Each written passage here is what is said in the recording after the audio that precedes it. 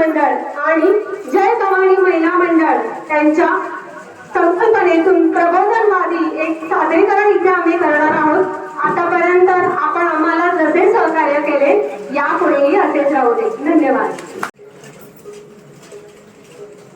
Bye, तू मुंबईला जातच आहे ना?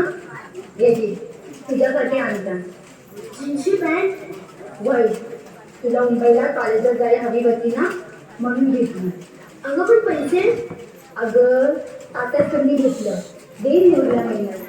पण तुला ना, नाहीतर आगवायची. तुला मॉब शिकवायचा आहे ना, म्हणून ताईकडे पाठवताय. तिकडं जाऊन गुमान अभ्यास करायचा. ती जीन्सची पॅन्ट घालून पोरांसाठी सायनी मारायची नाही आणि ताईला पण त्रास द्यायचा नाही. हो काय? तू आता लेक्चर देऊ नको का? की बघ बस पण आली, चल लवकर.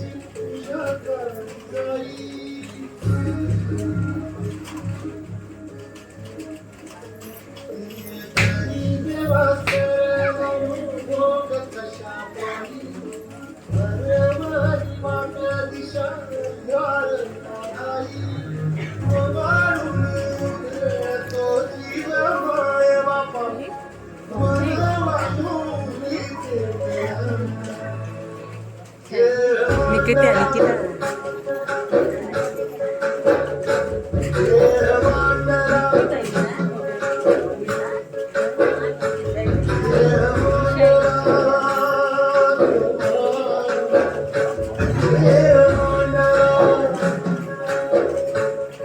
कॉलेजमध्ये बोर्डवर आपला रिझल्ट लागलाय, तू पाहिलंस का? नाही ग, थांब मी बघून येते. तुझं नाव नाहीये लिस्ट मध्ये. पण का? कारण तू फेल झालीयस. काय? हो, तू फेल झालीयस.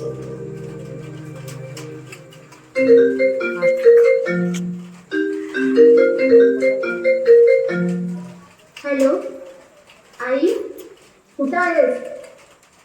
आई, मी कॉलेजमध्ये आहे ग. नापास झालास ना?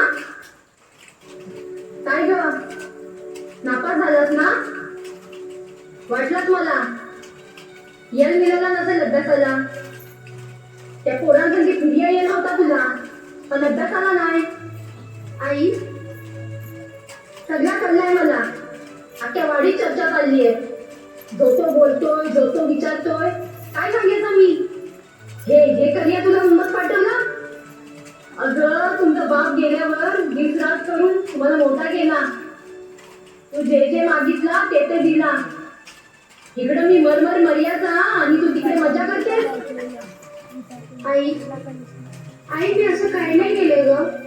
एक अक्षर बोलू नकोस. लोक म्हणत होती कशाला शिकायला पाठवतेस, लगीन जाऊन घे. तेच खरी हवा होता. म्हणजे हे देश तरी बघायला लागलं नसतं. तुला शिकल्याचा होता म्हणून मुंबईत पाठवला. अगं, त्या भावजीने तुला राहायला घर दिला, निदान त्याची तरी लाज वाटायची तुला. आई, असं नको बोलू ना ग. मी चुकले, मला माफ कर ना आई. माफी? ती माफी तिकडे साईकडे आणि भाऊजीकडे माग, माझ्याकडे नको. आणि मला परत फोन करायचा नाही. आई म्हणून हात पण मारायची नाही. तुला काय करायचं आहे तर तू कर तिकडं. आई, हॅलो आई.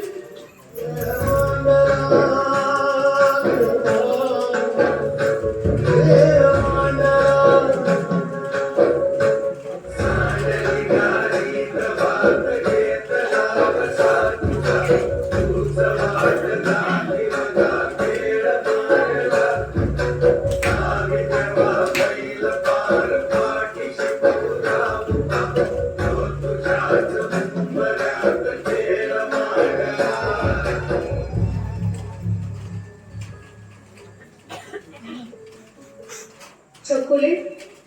आई,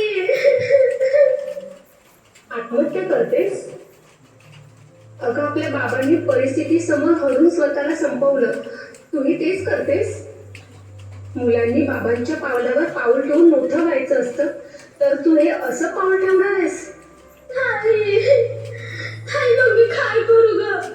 मी खूप चुकीचं वागले. आईला दुखावलंय, सगळ्यांना दुखावलंय ग. तुमचा विश्वास मोडला. माझं करिअर सुद्धा संपवलं ग ताई.